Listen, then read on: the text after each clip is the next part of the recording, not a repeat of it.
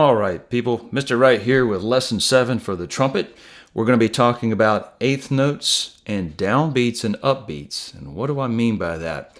Downbeats, in 4/4 time signature, the pulse that you feel, 1, 2, 3, 4. Each one of those are the downbeats. 1, 2, 3, 4. Imagine your foot tapping on the floor. 1, 2, 3, 4. When your foot strikes the floor, that's the downbeat. But there's a downbeat, and then when your foot is at its highest place, that's the upbeat.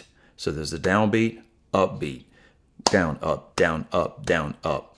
Another way to think of that is that this is the first half of the beat. Here's the second half of the beat, down, up, and the way we would count that is 1 and 2 and 3 and 4 and.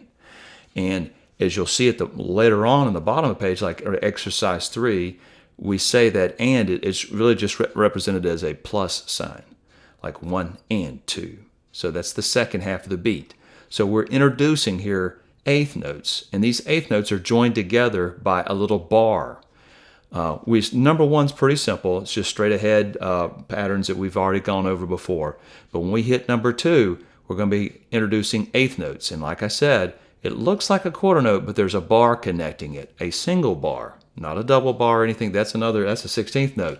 But this is just an eighth note. And these eighth notes are half as long as one quarter note. You can fit 2 of these eighth notes into one quarter note. Now, whenever I have you play a downbeat or a lower F sharp, that's a lower pitch, I'll have you playing downbeats. Like right here, the first half of the beat, the downbeat, same thing. If I say the first half of the beat or the downbeat, that's the same thing. So on the downbeat, you'll have your F sharp, middle valve down for that F sharp. But when you play the upbeat, just like when you're tapping your foot, and there's going to be places where we do just that, where for every time we play a downbeat, you'll push down the valve. When we play an upbeat, you'll raise up your valve.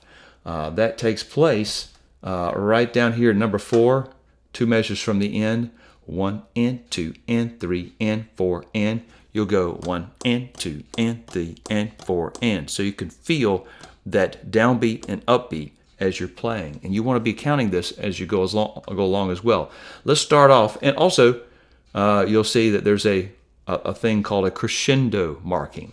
And I'll introduce that. We'll use that actually at the bottom of the page where you'll start soft. And with a crescendo marking, you don't normally see this start soft right there. But I want you to just kind of, anytime you see a crescendo, just automatically get softer so that you'll have more room to grow with. You'll just basically do this by adding more air, pushing more air, but you have to keep your embouchure firm so that your embouchure doesn't get blown out.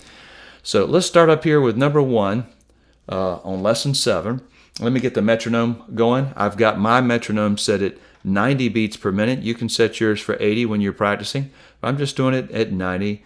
I maybe should change this one day. But anyway, here we go. Number 1.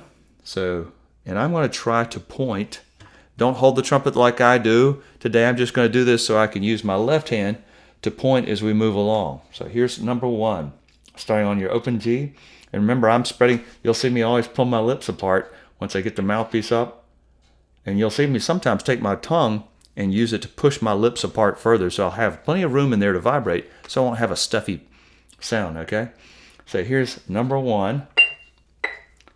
Ready? And 1, 2, 3. 3, 4. 3, 4.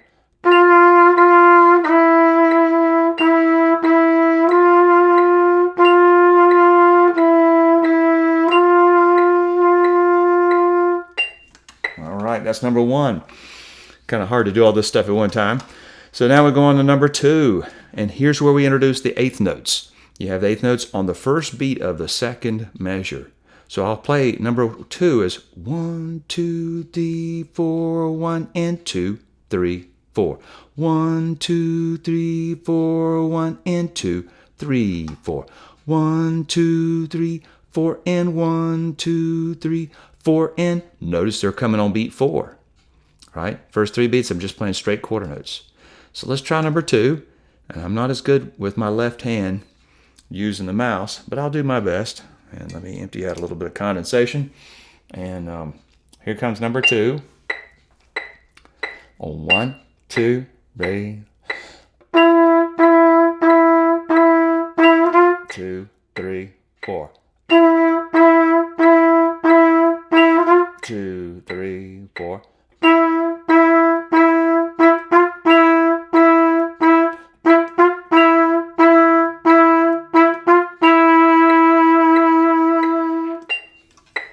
All right, and then number 3 is the exact same exercise as number 2. Except instead of using these down arrows and the up arrows to represent the first half of the beat and the second half of the beat, all I do is show you how to count it. Like 1, 2, 3, 4, 1 and notice it's just a little plus sign. We'll say and. 1 and 2, 3, 4. 1, 2, 3, 4. 1 and 2, 3, 4. 1, 2, 3, 4 and 1, 2, 3, 4 and 1, 2, 3, 4 and 1, and etc. So let's try number 3 now. Ready? And I might just try to keep going for the rest of these, so make the video a little bit shorter. Ready? Here comes number 3. 1, 2, ready? 2, 3, 4.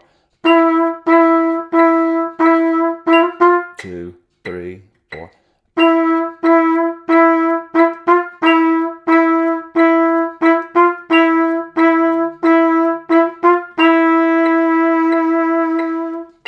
And let's go on to number 4. If I can get my mouse. I'm not good with my left hand. 1, 2, 3.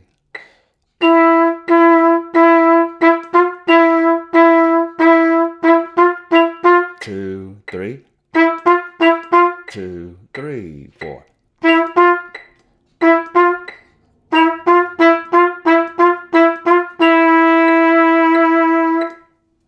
All right. Now number 5. I gotta get the mouse ready.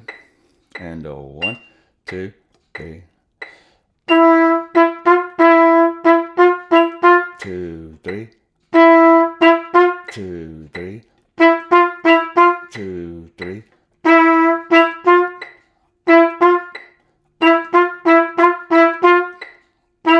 2, 3. Let me stop there just a second. You do have to realize you got to pay attention to when you have just a quarter note right there at the second half of that second measure of number 5. You got to, all it's just a stem. There's no eighth notes there. It's just, and it's one single quarter note, takes up the whole beat by itself. So it's 1, 2, and 3, 4, and 1, and. So when these you see the bar connecting these two little stems, those are twice as fast. Those little eighth notes right there. Okay. So be aware of that. You got to learn to recognize the difference between your quarter notes and your eighth notes that move twice as fast. So there should be a number 6 there. So sorry about that. And we're going to start this measure off very softly. So we'll go 1, 2, 3, 4, 1, and I'm going to increase my airspeed to get this crescendo. I'm going to start soft, as it says, and then I'm going to get louder right there, and I'm going to tongue these two notes like do, dum, dum. And I'm not going to take a breath right here, because like when you go to the ocean and you the wave comes in, you start feeling the undertow of it, and it starts building up. It doesn't just stop right there. It just, it'd be strange, just, like that. That doesn't normally happen at the ocean, as far as I know. So what happens is it's a continuous thing. So you won't take a breath right there, because it just wouldn't feel right. It's just one continuous motion. This is a crescendo. This is a wave of energy that has to find that downbeat right there, that resolution. So music kind of represents what we experience in life. Ray, so number 6. Let's try that one. Ray, if I can do with the mouse. 1, 2, 3. 2, 3, 4. 2, 3.